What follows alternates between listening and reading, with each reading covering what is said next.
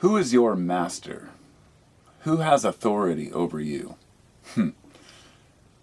Think about it for a minute. You might say nobody. Hopefully you say nobody.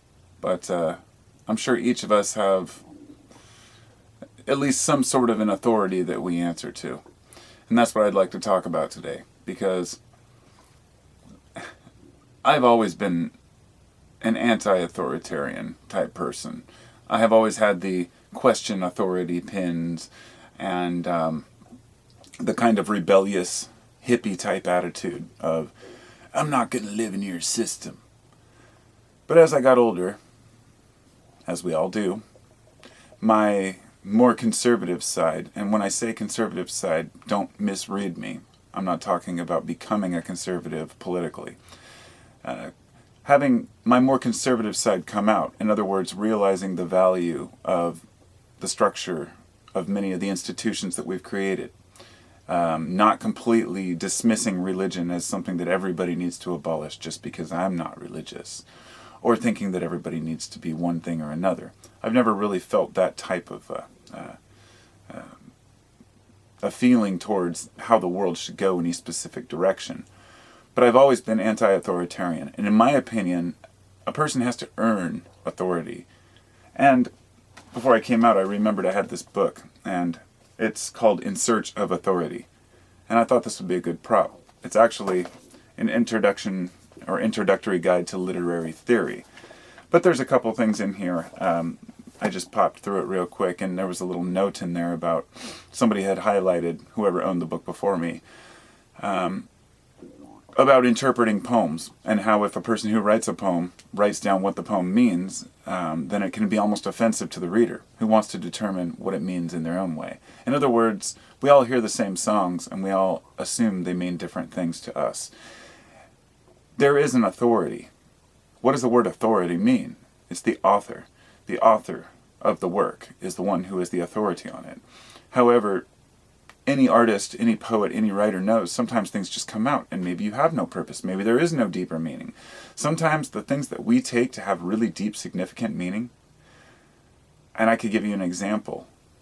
Scarf, the guy who did the art for Pink Floyd, The Wall, and The Machine, the video, there was towers with all this blood flowing in. When he was interviewed, he said he didn't have any intention behind it. He just did it because it looked intense.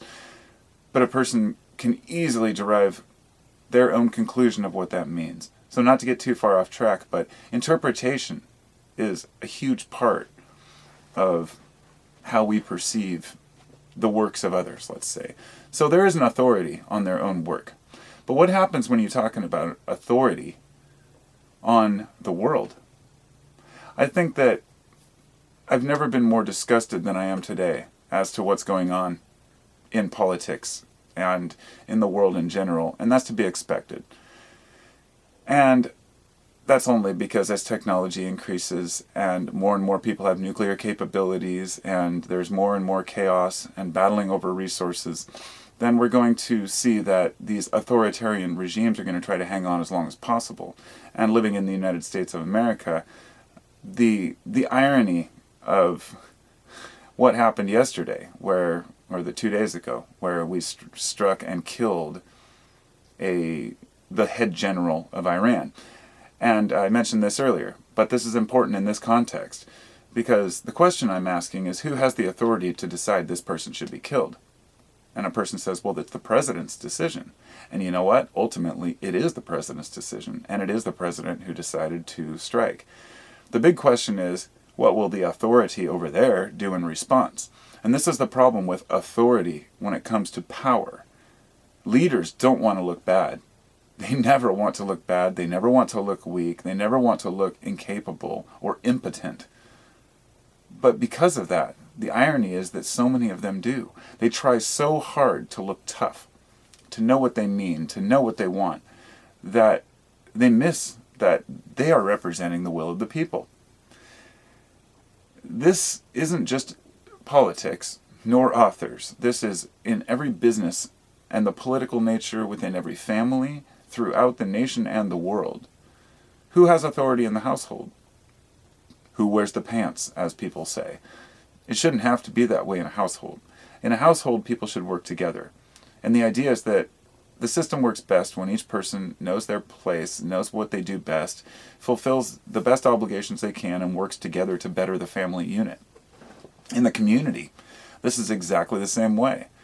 People pitch in, they pick up litter on the side of the street when they're taking a walk. They clean the drain out when it's clogged so it doesn't flood the street. These little actions that we take are to improve the world that we live in. We all have authority. We all share in the authority of protecting. But once we get into the states and the nations, it becomes so large that authority becomes separate from that which it is authoring, if you will. Authority begins to disentangle itself from that which it's supposed to represent. And this is why we have leaders who go about their own business, do the things they choose to do, build giant military-industrial complex, even when it's completely unnecessary. And it's kind of difficult to live in a day and age where we have so much information available that we can make better decisions about how we as a society want to operate, and yet we're not represented. And so, because of this, I claim authority has failed us.